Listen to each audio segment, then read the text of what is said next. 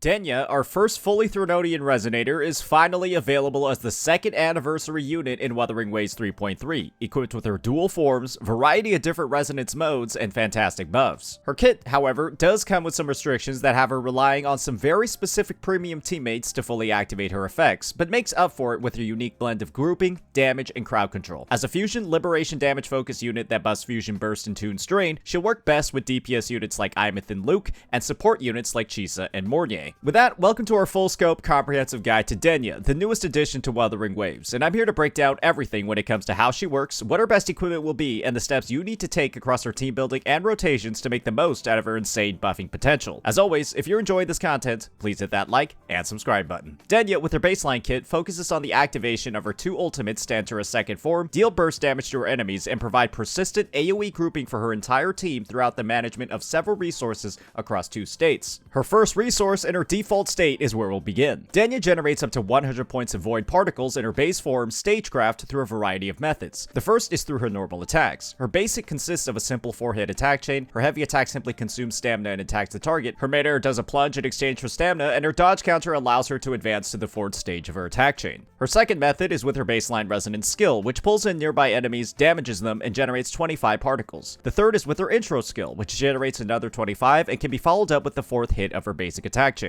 To utilize these particles, Denia must first activate her first liberation, Final Act, Stagecraft. This deals fusion damage, switches Denia to breakdown form, and activates entropy shift breakdown for 12 seconds, which grants 30% attack. In this state, Denia gains an enhanced normal attack and resonance skill. Her basic changes into a new 4-hit attack chain, she gains a new heavy attack, and she also gains a new mid-air attack chain that consists up to 4 hits, which can be held for a plunge. Her dodge counters also advance her to the fourth stage in the air or on the ground. All of these attacks are used to generate another resource, Conformal Charge, on hit, which is used to activate her second liberation. When Denia has void particles, she consumes them using any of her normal attacks to change their damage type to liberation, increase their multiplier by 50%, and generate 100% more conformal charge. Another method to generating this conformal charge is with Denia's enhanced resonance skill. The default cast simply pulls in targets and deals damage, but if Denia is buffed with a dark core, this ability gains a second cast, converts to liberation damage, and increases its multiplier by 150% per dark core consumed. Denia can hold up to 3 dark cores and generates 1 when she uses an intro skill and once every 12 seconds in the entropy shift state. Once conformal charge is filled, Denia gains access to her second liberation, Final Act, Breakdown. This deals a massive burst of liberation damage and also generates an erosion field for 30 seconds, which pulls in nearby targets every 4 seconds and deals liberation damage. She also enters entropy shift Stagecraft for 30 seconds, which generates 1 void particle a second. The last element of Denia's kit are her resonance modes. In fusion burst form, she inflicts 2 stacks of the debuff when her intro skill, liberations, or erosion field hit an enemy. She inflicts 1 stack whenever the third or fourth hit of her basic attack chain hits an enemy. The last effect simply credits fusion burst kills to the nearest active teammate. In Tune Strain mode, on the other hand, the previously listed attacks all simply apply Tune Strain shifting on the target and reset the duration of Tune Strain interfered. And when initially inflicted on the target, they'll immediately have their off-tune build-up rate increased by 50% of the cap, which can be triggered once every 5 minutes. When you factor in all of Sigrika's abilities, resources, and interactions with each other, she has a simple playstyle focused on intro scaling in, using her basic attack and resonance skill to cap out her void particles, and then using her first liberation to enter breakdown, and then her basic attacks to build up conformal charge, and then her enhanced resonance skill before her second liberation, activating her erosion field, and then outro skilling to another teammate to provide them with, in her fusion burst form, 60% fusion burst amplification for 30 seconds, or in Tune Strain mode, 15% damage amp that increases to 40% if the incoming resonator applies Tune Strain that lasts for 16 seconds, longer than any other individual outro in the game. When it comes to her inherent skills, Denia's first restores 2 dark cores and 20 void particles to Denia every time she starts combat in Stagecraft form, with a cooldown of 12 seconds. This makes her rotation seamless even from the beginning. Her second grants her unique team-wide buffs depending on her resonance mode during entropy shift. In Fusion Burst, all teammates gain a 30% fusion damage bonus, while in Tune Strain, all teammates gain 10 Tune Break boost, and if their off-tune buildup rate is over 100%, 8 Tune Break boost for every 10% over, with a cap of 150% or 40. This is only achievable with Mornye in the team with her synthesization field. When it comes to Tune Break responses, Denia only responds to Tune Strain, while she'll increase stack limit of Tune Strain by 1, and for each stack,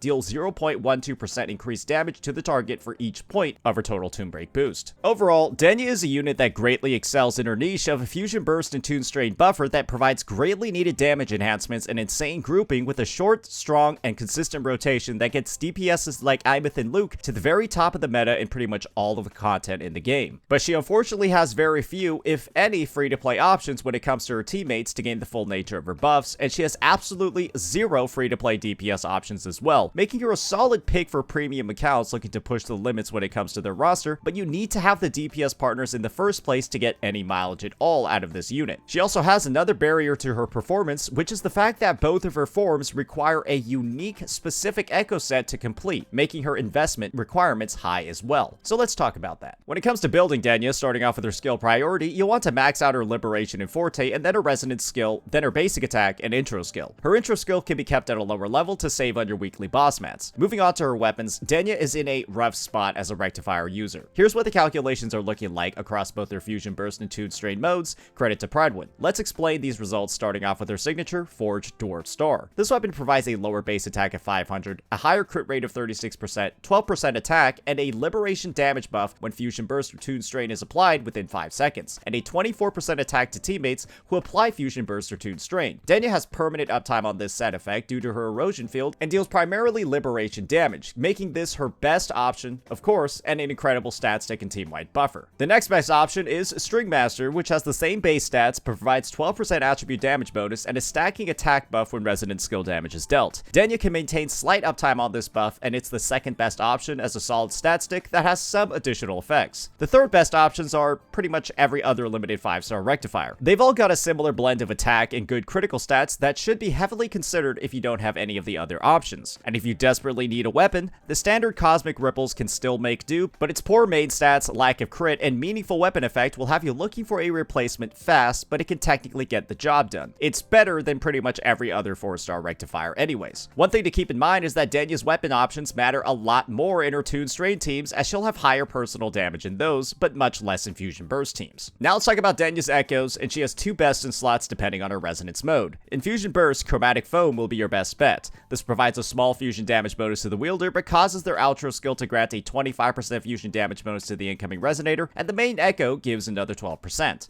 an insane buffing option. In Toon Strain mode, on the other hand, you'll want Real Splice Memories, which buffs the entire team's Toon Break boost by 20 when the wielder applies Toon Rupture or Strain for 30 seconds. Denia has permanent uptime on this buff with no issues, and this further increases her damage buffing ability via Toon Break. Make sure you use the new Moth Echo as the main echo. For her echo main stats, however, both requirements will be identical. You'll want a crit 4 cost, 2 fusion 3 costs, and 2 attack 1 cost, prioritizing crit rate, damage, ER up to 130%, attack percentage, and liberation damage rolls. All other damage rolls are very insignificant in Denia's kit, so don't go looking for them. The last area of investment when it comes to Denia involves your wallet or a lot of saved astrite, her sequence nodes. Here's what the damage increases are looking like in both forms, credits to Pridewind. Her first node grants her a 30% crit damage increase and also grants interruption resistance to her Resonance skill and the third and fourth hits of all her basic attacks. She also gains the full duration entropy shift buff when entering combat in either of her forms. Her second node grants unique buffs depending on her Resonance mode. In Burst, her teammates gain 50% fusion damage bonus when they inflict Burst for 15 seconds, and Denia gains 1 stack of Degenerate Void Matter for 15 seconds up to 10 times whenever Burst is triggered. Each stack causes her to ignore 1% of the target's fusion resistance, and it ends when she switches forms. In Toon Strain, when Resonators inflict Toon Strain on the target, their Toon Break boost is increased by 20 for 15 seconds, and their off-toon level is instantly filled. This has the same cooldown as her default Spike, and also ends when she switches forms. She also increases the damage multiplier of her enhanced skill by 40%. For Node 3, her second Liberation has its damage multiplier increased by 80%. She also doubles the generation rate of her Dark Cores and can hold up to 5. She also doubles her Entropy Shift Void Particle generation, and also gains 30 points of Concerto when using her second Liberation. This greatly shortens Denia's rotation. She also fully caps out her Dark Cores and Void Particles when entering combat, and the fourth hit of her Stagecraft basic attack chain or her Resonance skill will consume all Dark Cores and increase the damage multiplier of the ability by 1200%, and also make it deal Liberation damage. Quite a nuke. On S4, her Erosion Field attacks every 3 seconds instead of 4 seconds, and for S5, her Liberation gains a 100% damage bonus. And her S6, the big one, causes Denia's Entropy Shift states to also grant her 60% attack and fusion damage. In Fusion Burst form, her Erosion Field will automatically trigger a max damage fusion burst with a 200% multiplier that doesn't remove its stacks, up to 1 time. Using your second Liberation resets this trigger count. While in Toon Strain mode, they'll inflict 1 stack of Toon Strain interfered on the target when they deal damage to mistuned enemies, up to once every every 3 seconds. Keep in mind that when it comes to maxing out sub DPS characters, they're typically not as powerful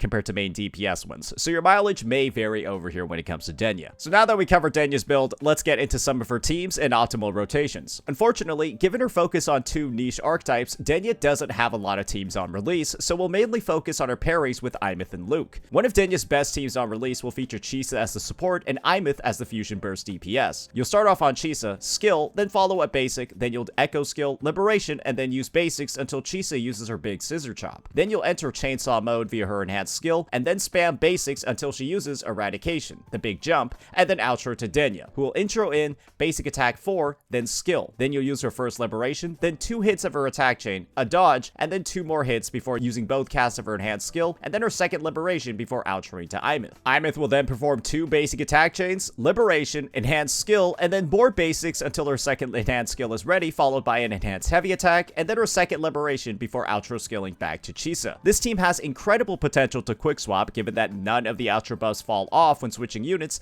but since this is an early release guide, we won't be diving into too much advanced tech here. This team is incredibly strong because of Chisa's ability to increase the negative stack limit on debuffs, and of course, the incredible ability for both Denia and Aemeath to apply those stacks. You can also opt for replacing Chisa with Lupa, running Flaming Claw Print on Denia, Moonlit Clouds on Lupa, and then trying out a sustainless version of this team, but it won't be covered here as it lacks a healer. Denia's other best-in-slot team on release features Mornye as the support and Luuk Herson as the Toon Strain DPS. On this team, you'll start off on Mornye, basic attack 3 times, and then heavy attack for hovering mode. From there, you'll basic attack 3 times, use a resonance skill, then heavy attack, liberation, and then echo skill before swapping to Denia and performing the identical rotation listed before. Once you intro skill in on Luuk, you'll press space twice, enhance skill, basic, and then dodge cancel his golden impale, and then basic and 2 more jump attacks, followed by another enhanced resonance skill, followed by another golden impale cancel, and another basic with 2 jump attacks, then his Gavel of the Earthshaker, slam, and then his liberation, followed by his echo skill before introing back to Mornye. This team was already performing very well in boss content, but has gotten much new viability in multi-wave content like Whimpering Wastes